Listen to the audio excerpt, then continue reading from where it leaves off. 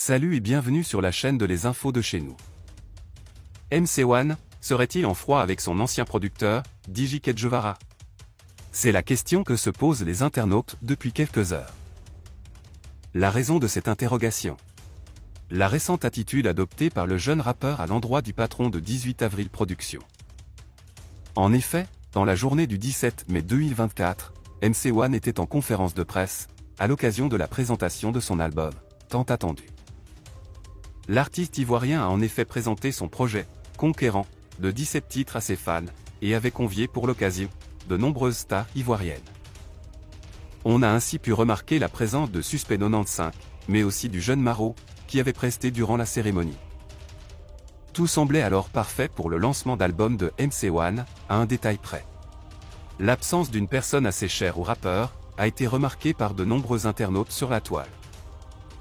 Digi Kedjevara, grand artisan de la carrière de MC1, pour avoir été son premier producteur, a manqué la cérémonie de lancement.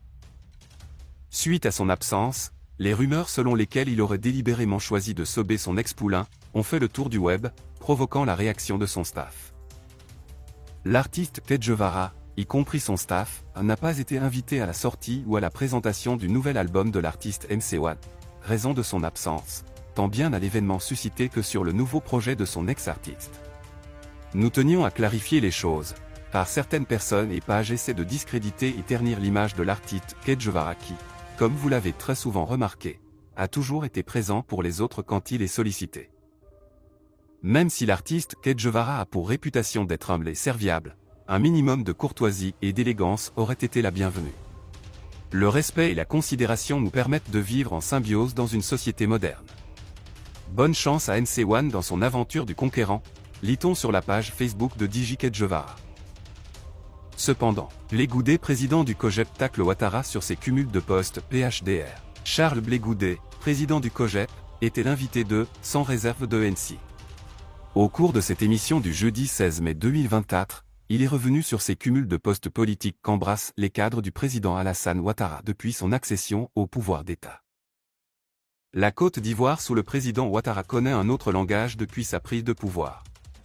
Les Ivoiriens tout comme Blé Goudé ne sont pas contents de ces cumuls de postes politiques depuis quelques années.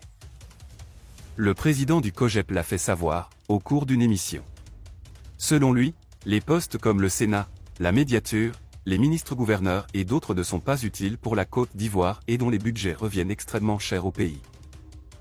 À l'en croire, le grand médiateur n'est pas une priorité pour la Côte d'Ivoire. Il coûte 6 milliards de francs CFA à l'État de Côte d'Ivoire. Le haut représentant du chef de l'État, quant à lui, n'est pas important pour le pays. À lui seul, il fait 2 milliards francs CFA. Sans oublier d'autres postes à savoir les députés, président du conseil régional, ministre-gouverneur. Le monsieur, il est député, maire, président de conseil régional voire ministre. Il faut essayer de diversifier le personnel politique et faire économiser la Côte d'Ivoire. Tout ce qu'on investit en nous, peut servir à autre chose. La santé, l'éducation, c'est cumul de postes. Le monsieur, il est député, maire, président de conseil régional voire ministre. Il faut essayer de diversifier le personnel politique et faire économiser la Côte d'Ivoire, a dénoncé Blé Goudé, en indiquant que c'est ce qu'il appelle « dirigé par l'essentiel ».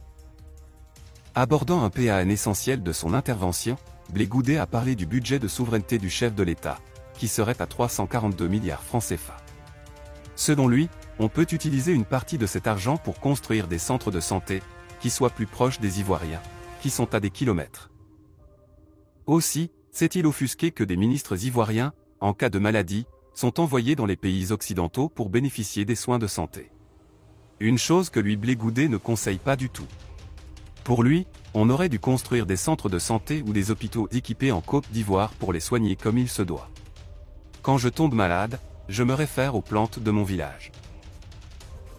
Si vous avez aimé cette vidéo, merci de liker, partager, commenter et surtout vous abonner à la chaîne.